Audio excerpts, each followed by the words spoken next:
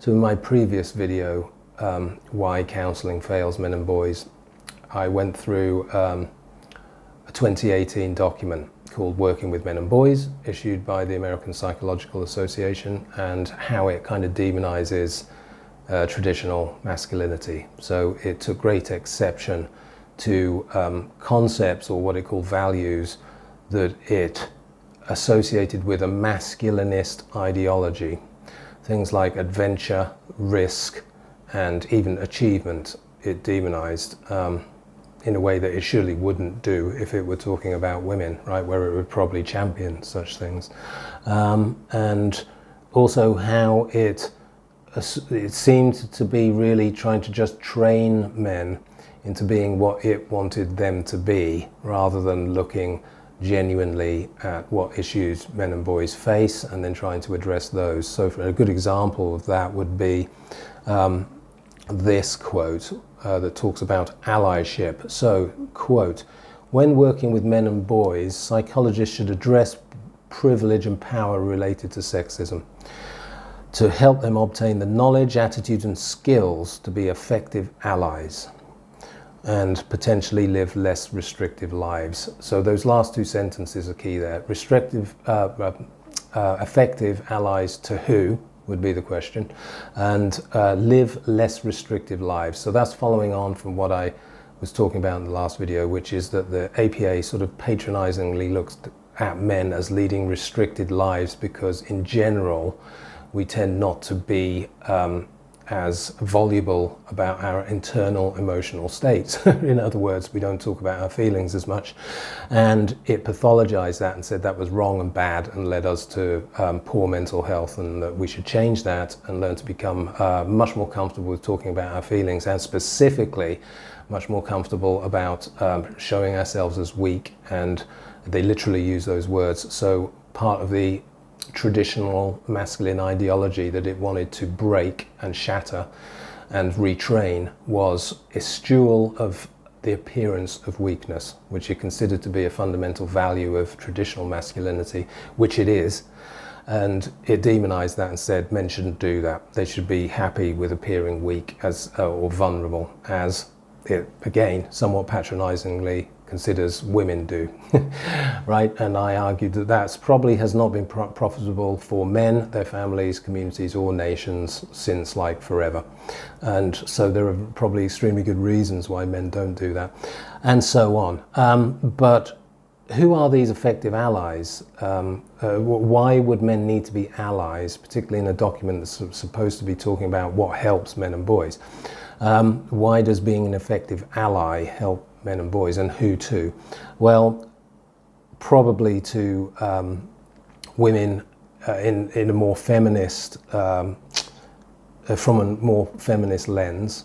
Those types of men and boys, if they were to question themselves constantly, question their privilege constantly, show their vulnerability constantly, eschew achievement, risk, adventure, and things like that, then the idea, I think, is that's being messaged here is that they would then be more effective allies to women. But I would contend a certain kind of women, or indeed a certain kind of people, which is people with a very feminist worldview. And that could, of course, be a lot of men, especially a lot of men in academia and clinical psychology, right? So the whole of this thing reads as a kind of big gaslight and a big maneuver to make men and boys more malleable, or to turn them into a thing that the APA thinks would be good. So it's really a wish list of what the APA would like men and boys to be, rather than anything that actually helps men and boys.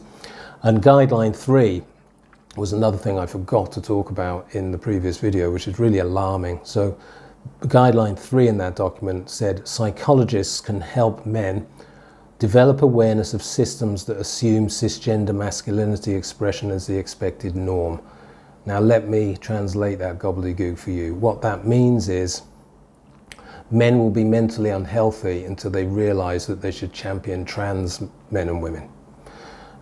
So regardless of what you think of the issues around trans, I would suggest that's not central at all to men's mental health. It's a side issue, and there's significant evidence to suggest actually the complete opposite, right? That a significant amount of particularly trans women, so in other words men identify as women, transvestites for example, that it's essentially a sexual fetish, e.g. aka a psychopathology. So you couldn't get a bigger gaslight than that, right?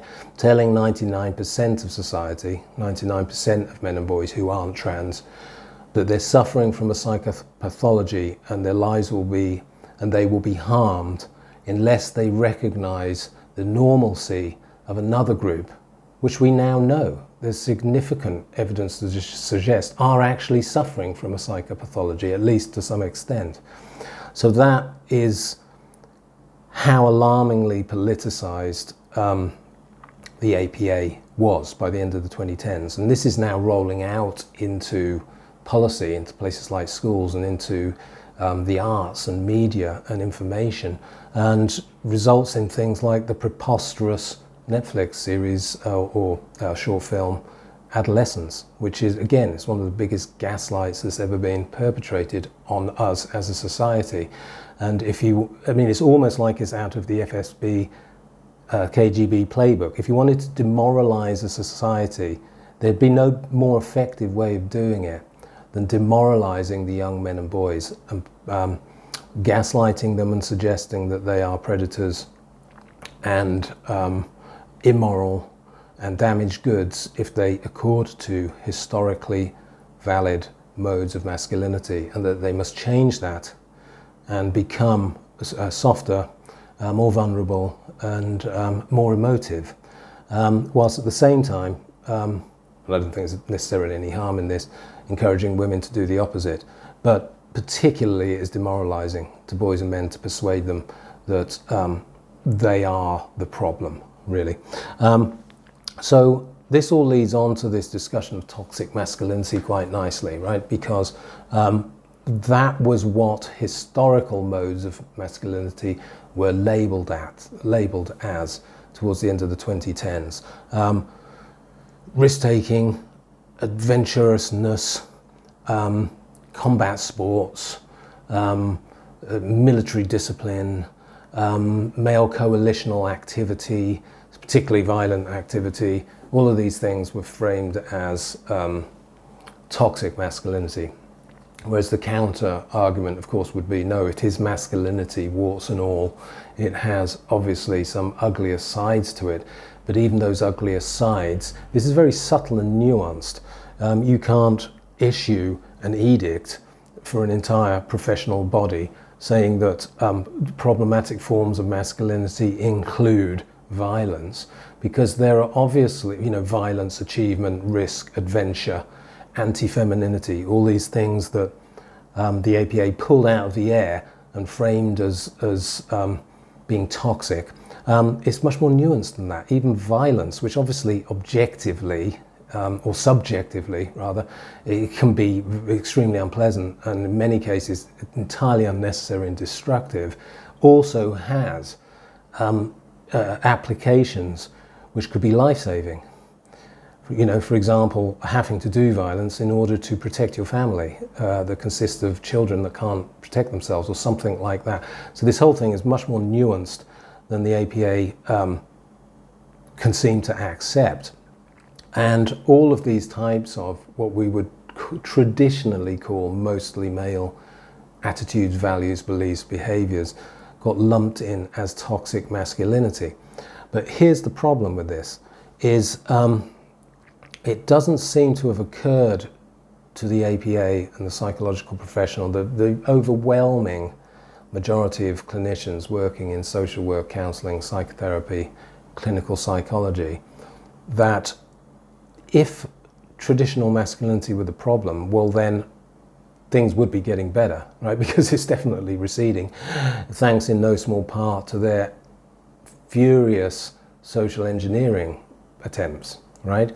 Resulting in preposterous media like the Netflix series Adolescence, to the sort of moral panic around rather comical figures like Andrew Tate that caused furor in the education system. You would have thought this was, like the second Hitler or something. I mean, the guy is obviously ridiculous, but this kind of moral panic around the dangerousness of what are becoming, frankly, weak, demoralized young men who are at a historical low in terms of the threat that they pose anybody.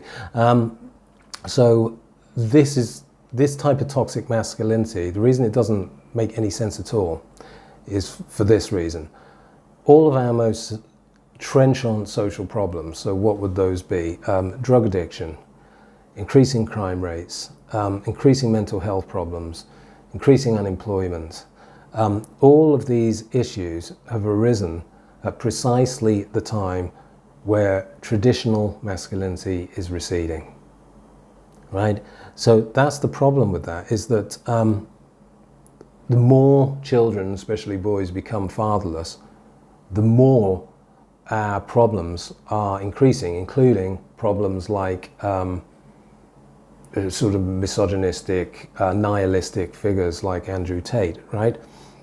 So I've got another word for toxic masculinity, what I think they're trying to describe but have failed to describe, or effectively have thrown the baby out with the bathwater, which is this word, feral masculinity.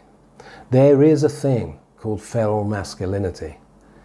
Okay, go to the inner city and see crowds of scrawny youths running around like packs of adolescent chimps, defending their borders, incredibly insecure, incredibly misogynistic. Look at rap culture, gangster rap culture that started in the 90s, 2000s. All of this type of thing is feral masculinity. The incel in his basement doing ketamine. These are feral boys, right? And yes, they can be misogynistic, they could potentially be dangerous. It is a problem, but it's not what the APA would frame as the problem. They think traditional masculinity is the problem, whereas in reality, traditional masculinity is probably the solution, right? Because these boys are exhibiting feral masculine behaviors precisely because of the absence of what the APA would call toxic masculinity or traditional masculinity. Okay, so feral masculinity as observed in these kind of unappealing, youthful misadventures like not working, chronic epidemic drug use, not partnering up or looking for girlfriends, being addicted to porn, violence and the rise in interest in any violent and titillating material, like, not necessarily the UFC, but on-screen sex and violence. All of this is what I would call undomesticated masculinity, because yes, masculinity does need domestication, but it's not women that are going to do it. And that's the problem. So what is the common denominator here in this more nihilistic form of maleness that has got all of the moral custodians absolutely freaked out, and as personified perfectly by Andrew Tate? What it is really is overmothered and unfathered young men. So it's a precise absence of traditional masculinity, aka in psychology speak, toxic masculinity, that has caused this new problematic form of masculinity. And for that to be domesticated, you need men to domesticate and unwild those younger men, right? So it's not going to be mothers that are going to do that. Single mothers aren't going to be able to do that with the best will in the world. And God forbid that it be psychologists. They are busy working actively as a fifth column in our society, demoralizing young men and literally corrupting the youth. Sort of championing extreme minority causes that may well actually be psychopathologies, and pathologizing perfectly normal and healthy traditional male behavior, the absence of which is increasing the problems and the wildness and the unsocializedness of young men, right? So all of this is the term toxic masculinity in itself, of course, is toxic. That phrase in itself is a politicized phrase.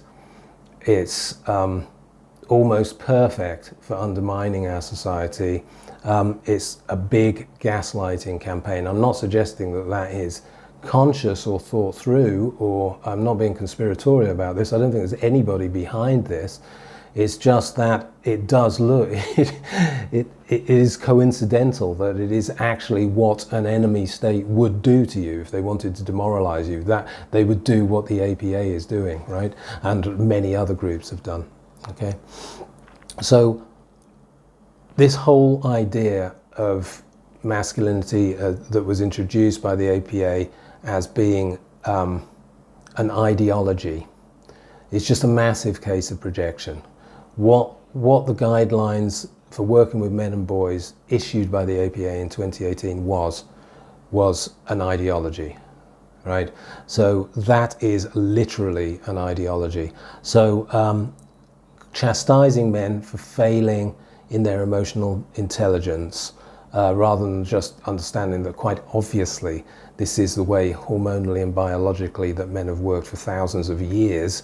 That doesn't mean that it cannot be problematic. Of course it can and often is, but it is not a social construct, clearly not.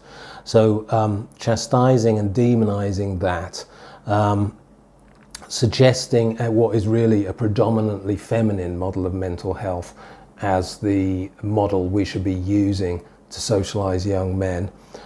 This is just layers and layers of politicized ideology being piled on by ideologically motivated professionals in the APA. Now, I mean, for example, an ideology cannot be a thing. Masculinity, it is a thing, right? Saying that masculinity is an ideology is like saying lions are ideologies. I mean, these are not the most grammatically or logically gifted people we're dealing with here. Psychological profession really has a dearth of critical thinkers, right, or people who can even speak properly or communicate properly. So I don't think we need to be listening to them anymore. We should see the gaslighting for what it is, though, and we should challenge it. And when a body is charged with a job, and with the APA, that is making sure that society is mentally healthy and stable and as resilient as possible. When that body charged with the job begins to do the precise opposite, then it should be held to account, right? So here's one of my heretical questions that I tend to ask, and I will pose it and leave it for you guys to think about, is, could it be that as society becomes less masculine, right, that so-called toxic masculinity, or what I prefer to call feral masculinity, increases like a shadow? Right, so more and more and more, as naive interventionists and social engineers like the APA try to modify and engineer the society around them to fit with their political agenda, the more they do that and the more they inevitably make or attempt to make men more like women, boys more like girls, and of course the other way around, that the more you make men less like men were traditionally, the more you are actually increasing a problematic form of masculinity.